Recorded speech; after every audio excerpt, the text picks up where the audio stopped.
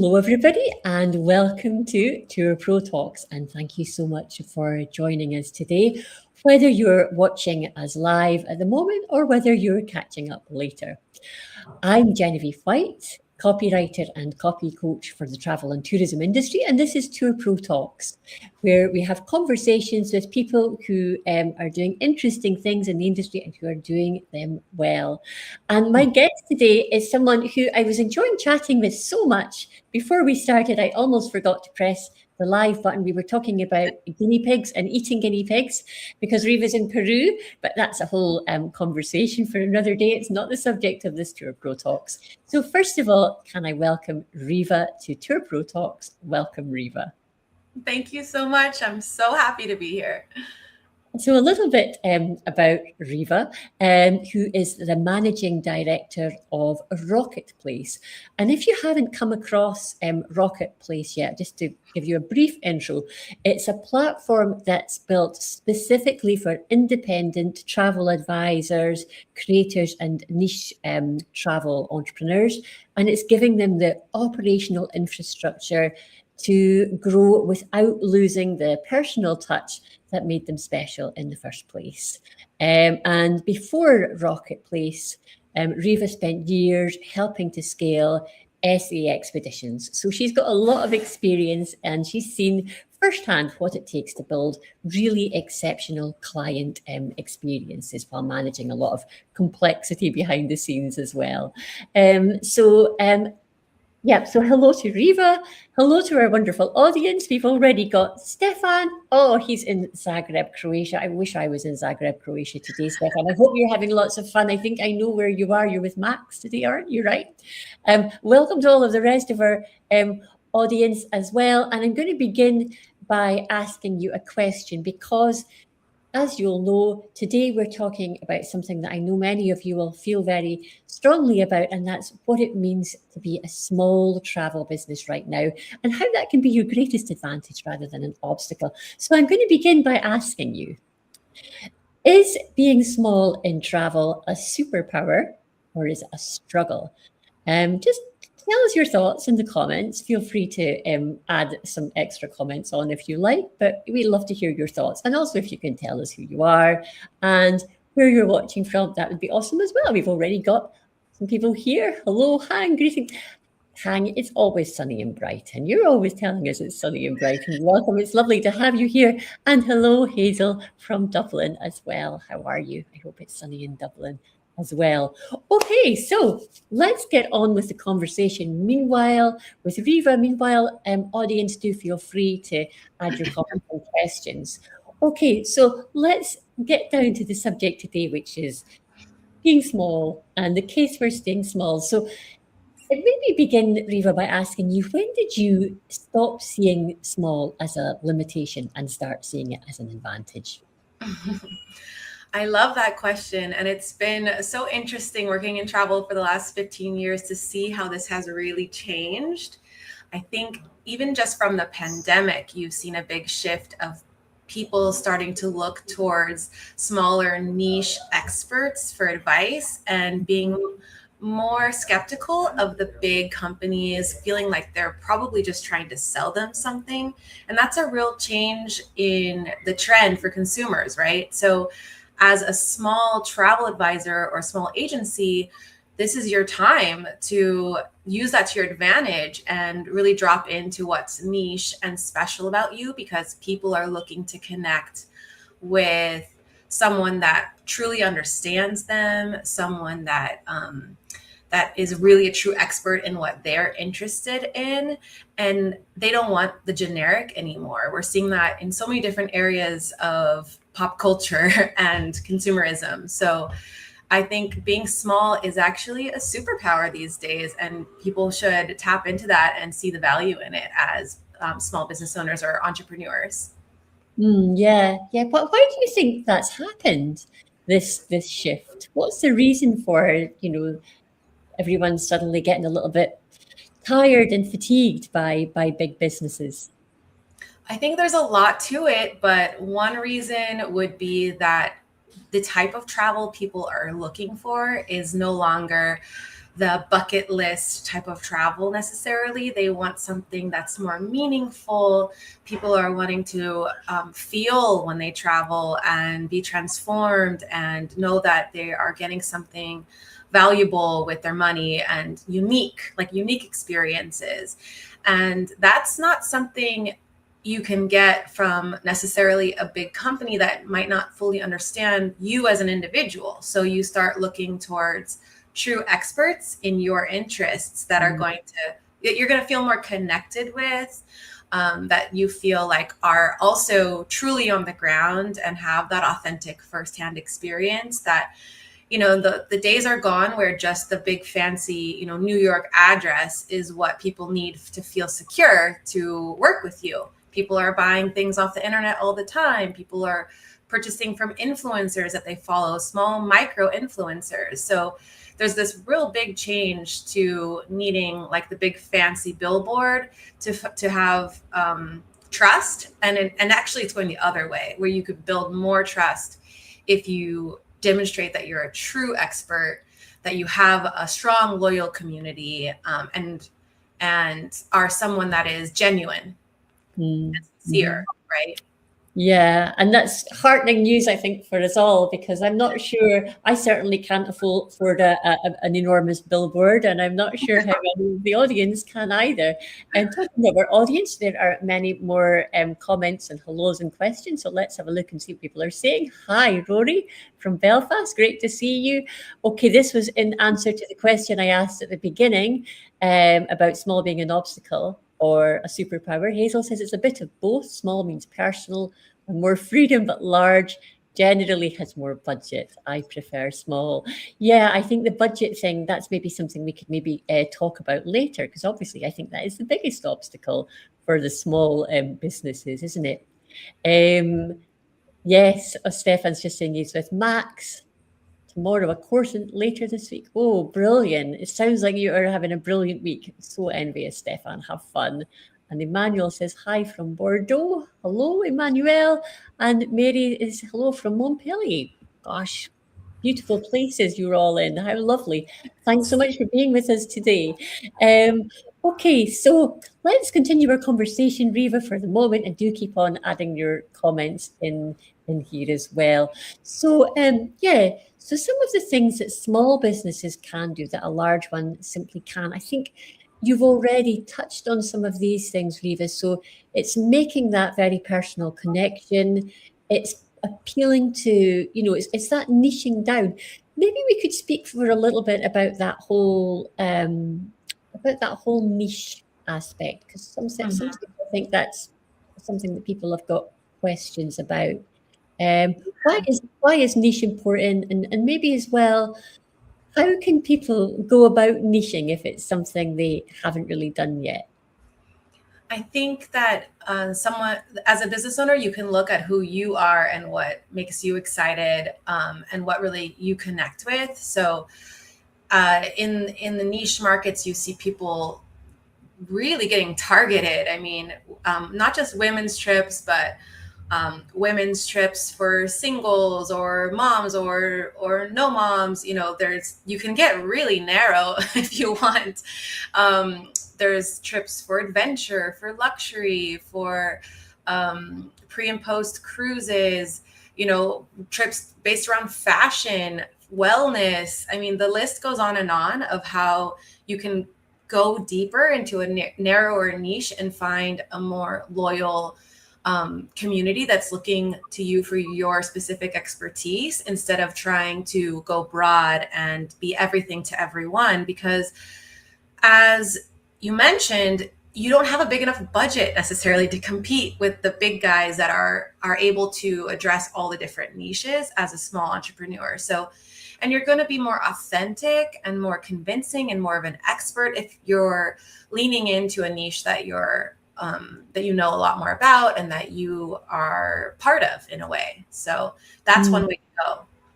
Yeah, I think there's a couple of things you said there that I really like. So the first thing is choosing a niche that you're interested in yourself, because I think that energy that you're going to then bring to your niche is just going to shine through. Because if you choose something you really love, then that's a really good thing.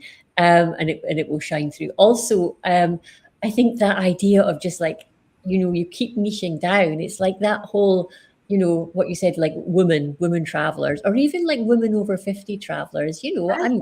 I'm a woman over 50, but there might be like my next door neighbor might be a woman over 50, and we're totally different.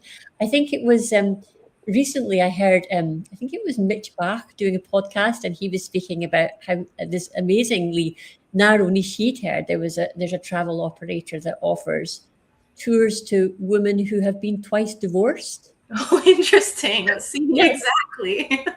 I, That's there perfect. obviously are enough, women out there who have been twice divorced who want to, connect with other women who've been twice divorced to make a viable business out of it. So Right. no, you can go as narrow as you like, basically. Okay, brilliant. Well, okay, let's talk a little bit about audience building, because I think that follows on really naturally from what we've already been speaking about. And so you've niched down, and you want to now really start to build an audience that get what you're doing and they're loyal to you. So what does a loyal audience look like in practice? How do you build one? How do you know if you've got one? I think that there's this emotional loyalty that you see. So they feel invested in who you are and your brand in a much more like deeper way. So they are going to be curious to see what you come with next, what you have to say about that subject. And so that's why going niche can be helpful too, because you're really tapping into your specific audience.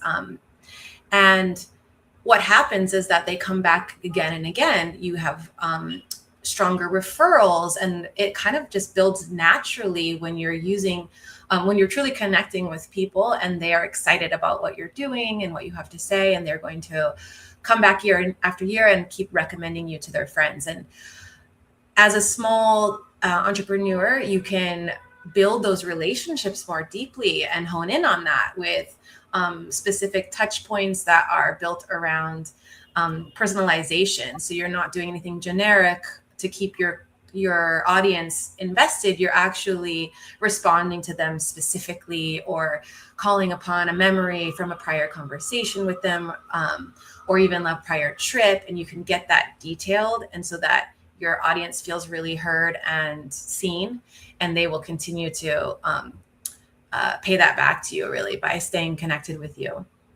Okay, now just thinking, putting myself in the audience shoes, the shoes of the audience at the moment. Nobody's commented on this yet, but I'm just listening to what you're saying about that level of personalization, and I'm thinking, well, these small travel business owners, I think one of their chief enemies is time. And for the level of personalization that you describe, remembering a conversation, creating these very individualized experiences, how can you balance that? Which I agree is like an amazing thing to be able to offer. How can you balance that against these time constraints? You have to have a really powerful infrastructure and system behind you, because travel obviously has endless number of details that you have to keep track of, and not only to keep track of those specific details about your clients. So where you're going to succeed is having anything that can be systemized, having it systemized, having really strong workflows behind you, so that all of that admin that supports you stays invisible and frees up more time for you to focus on your clients. And you need to do it in thoughtful ways so that it's not so time consuming. You don't need volume, you need quality. Mm-hmm. Okay, so it's about building systems and the infrastructure. And I mean, is there a particular part that would be best to systemize? I mean, like a particular part of the whole process? What would you suggest to say, like, a tour operator who's busy in high season and is just kind of like, firefighting every day? What would be the best part of their business to kind of start to look at, okay, maybe I could systemize this, or create some kind of workflow for this? I think anything that is done on repeat, you need to take a look at and figure out how to automate or systematize.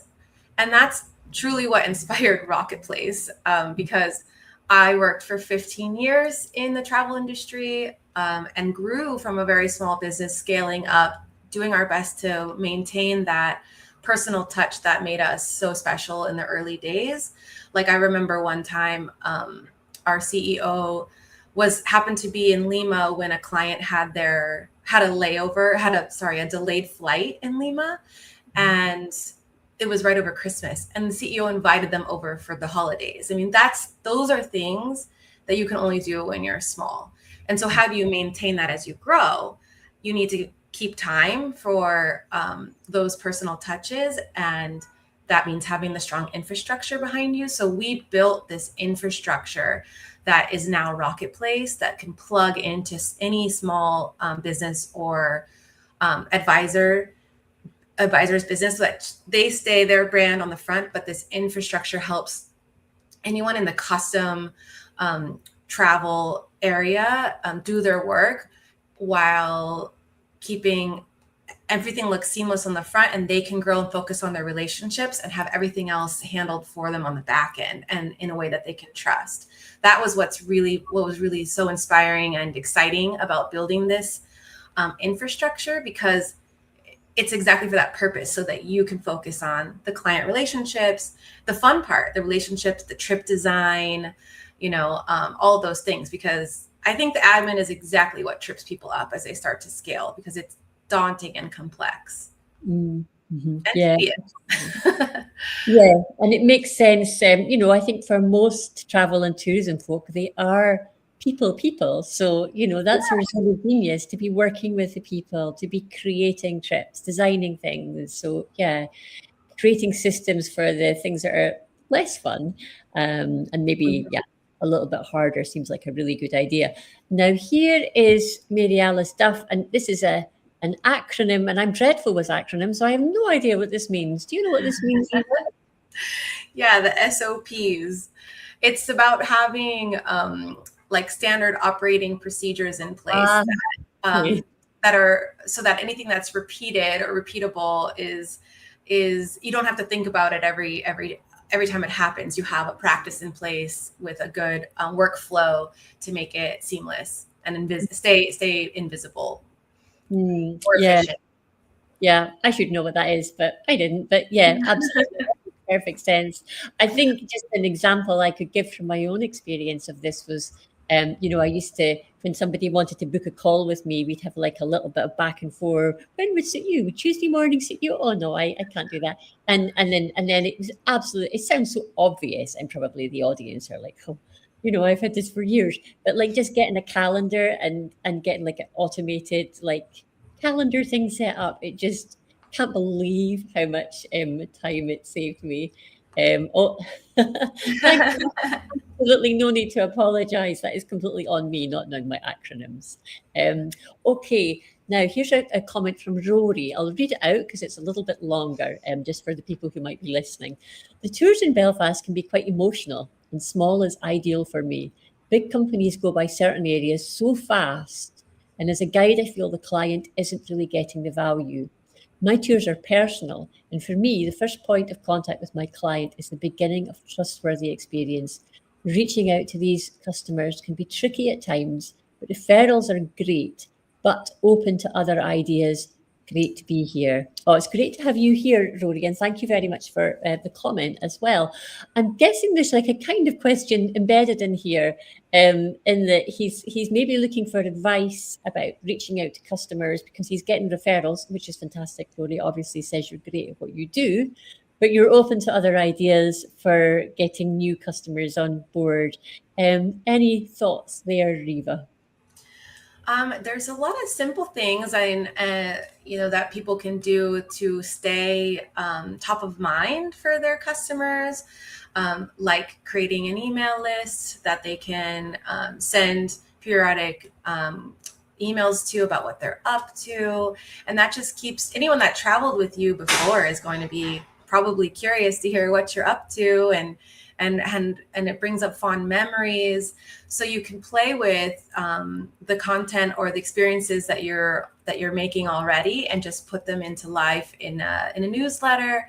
And every time you meet someone new, tell them about who you are, offer them to sign up for it. And that gives, slowly you can build your audience through authentic, good quality content about what you're up to. And then you can take that online, repurpose the content for social media, for in-person presentations if you like, and just slowly build your audience through authentic engagement, really. I mean, because the other route is to go towards advertising, and a lot of people don't have the budget for that kind of investment.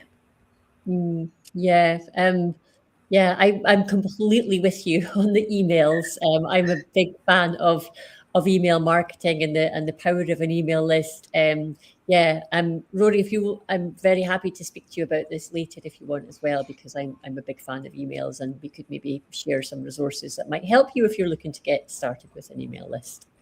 And advertising as well. I mean, definitely that's something you need a budget for, Riva, but would you say it might be a good idea to go like so far with like your organic, like social media and email, and then maybe, put aside some money so that I sometimes feel like you can go so far with social media, and then email marketing's brilliant, but then, is it worth considering advertising once you get to a certain stage?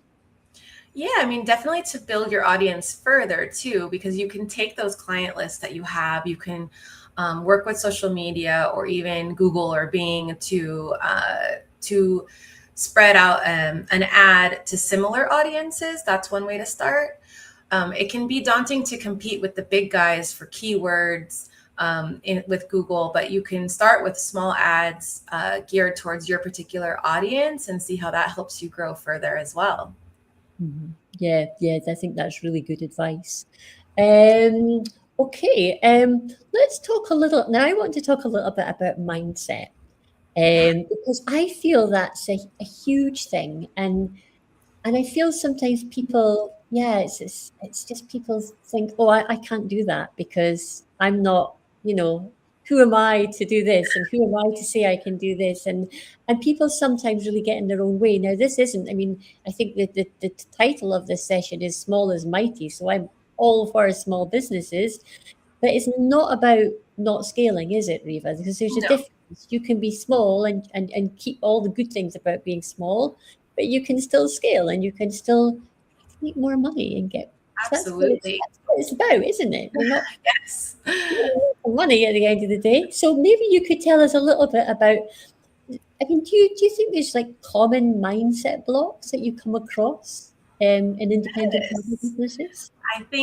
I mean, what I've seen in my experience is travel advisors being nervous about following up, not wanting to look too insistent, or wondering if they're really worth the investment themselves, not knowing what to price. And it's all about mindset, because you have to absolutely gain their confidence. And you might have all the expertise, but not have any of the confidence, and you're not going to be able to convey to your clients that they should trust you with $10,000 if you can't show up with that confidence as well as the expertise.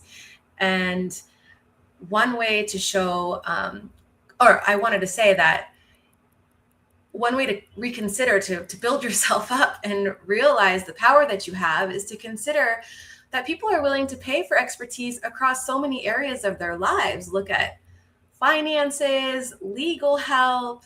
I mean, there's endless areas where it's totally understood and normalized to invest in an expert. But for some reason we get, hung up about the value of a travel expert, when in fact that's just another extremely important area of each person's lives, of where they're spending their dollar on, or their funds on travel, right? And so it makes so much sense to me that it would be worth it to hire an expert consultant so that you can design the trip perfectly tailored to you for where you are in your life and who you're traveling with, and make the most of your experience working with a true expert. So that's worth lots of money. That's so valuable. And so travel advisors, I would hope, can step into that power and recognize that and carry themselves like a doctor would, like a lawyer would, you know, and recognize their value and charge for it. Yeah, because that's often where that confidence really comes across. I mean, it comes across in how you speak about what you do, how you convey the value of what you're offering, and then with the price. I mean, that almost reflects, you know, it reflects your how much you value yourself is the price. So it's a huge part of it. So yeah, really getting over those mindset blocks and becoming more confident. I think that's absolutely brilliant advice you've just given there, Riva. So thank you. Is there anything? Oh, sorry, just got another person saying hello. We can't see your name. I'm so sorry, but it's lovely to have you with us, Jambo, from the Serengeti National Park. Beautiful. Oh, what amazing locations. I'm sorry we can't see your name. Sometimes LinkedIn does that, but I'm not sure why. Is there anything you see travel businesses doing regularly, Riva, and you're just like, oh, stop it? Like one thing that you just think travel businesses should stop doing now? I think being generic, it plays into what we've been talking about. You know, giving thoughtless kind of template, ChatGPT written touch points out there to their clients. I mean, using too much stock photos. I mean, things like that play into more authenticity, because that's what's really being valued these days. And it comes through as easier to connect to understand who you're working with. So I think as a small entrepreneur, that is a very important superpower that you have, that you need to weigh into. That large businesses, sure, they have the big budgets, but they can't quite do at the same level as a smaller business. Yeah, I think I really like your comment there about, well, not just the ChatGPT written templates. Yeah, that's a no as far as I'm concerned, but also the stock photos. I think, yeah, you know, even like, yeah, for me personally, kind of a slightly imperfect photo of somebody's face is going to inspire my trust over a dodgy stock photo any day of the week. It's just about feeling you know the people behind the business and feeling you get to know them. And sometimes that takes time as well.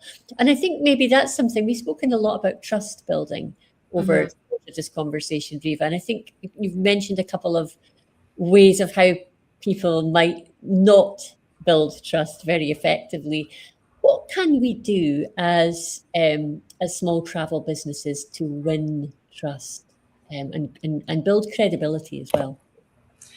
I think showing how you think, so clarity is key to gaining trust, being super clear, being extremely consistent and reliable. So that's going to gain confidence and trust from your audience, that you show up when you say you will, that you're consistent and polished, and specificity probably would be a third. Like we talked about, going niche, being clear about particular expertise that you have, so you can really hone in on your expertise and use that to your benefit. So being authentic with who you really are, and don't try to necessarily fake that you're bigger than you are. Just be honest and see the power in that, I think. Yeah, I think that's so true. I was actually at a LinkedIn training just this morning, and one of the pieces of advice that the trainer gave was, on a Saturday, just like post what you're doing. It doesn't have, not everything has to be business related. Sure. People just see who you are and what you're doing, and people will, over time, they'll start to build a picture of you as a person. Yes. Obviously within limits, depending on what you're doing on Saturday. If it's relatively PG, then it should be fine. Right. Yeah. There's another greetings from Tanzania. And hello, Petty. Lovely to have you with us as well. Well, that is us just about out of time for today. Is there anything I haven't asked you or we haven't spoken about that you'd briefly like to say to the audience? This is your moment. I would just like to reiterate that this is a really special and unique time for small businesses. So, to take advantage of that opportunity, it's relatively new that a single person or a small business can have the impact that they can have now. They don't need an entire company or massive support team behind them to build an audience, reach people, connect with people, demonstrate expertise, and grow sales that way. And what an awesome opportunity to tap into that trend and put yourself out there and take advantage and connect with people. And talking of connecting, if you'd like to connect with Riva, because I'm sure if you've enjoyed today's session, which I know many of you already have put some nice comments saying how useful you found it, then if you'd like to connect with Riva, then please do go ahead and do so. Riva, I know you're particularly active on Instagram, but you're also on LinkedIn as well. Where's the best place for people to find you? Yeah, you can find me on LinkedIn. Absolutely. That would be a great spot, Riva Bakay. And you can also find me at rocketplace.com or rocket@rocketplace.com as the email. I will actually answer that email personally. So if you want to reach out and learn more and chat more and see how I can support you, I would love that. I love connecting with new people and learning how they operate in the industry. It's always fascinating. Nice parting comment from Christopher. Small businesses are better built to weather storms as well. Oh, so true. Okay, so Riva, really all that's left to say is thank you so much. I will share the details that you have just shared in the comments below this live, and I will also share a summary of our conversation with all of the links about how to find you. That will be coming out on Tuesday next week. Audience, you have been wonderful as usual. You never disappoint. It's lovely talking with you. I have a wonderful guest lined up for a couple of weeks. As usual, I'm frightened I'm going to say her name wrong or mispronounce it, so I'm not going to say her name right now, but I'll be letting you know very soon who that special guest is. In the meantime, if you want to keep in touch with future Tour Pro talks and what's going on, and also want to get the occasional copywriting insights, especially for small tourism businesses, the QR code at the top of the screen there will connect you to my email list subscription link. So thank you all, and huge thanks, Riva. That was an absolutely fascinating talk. And yeah, I've loved all that you said, and see you all next time. Thank you so much. Bye-bye.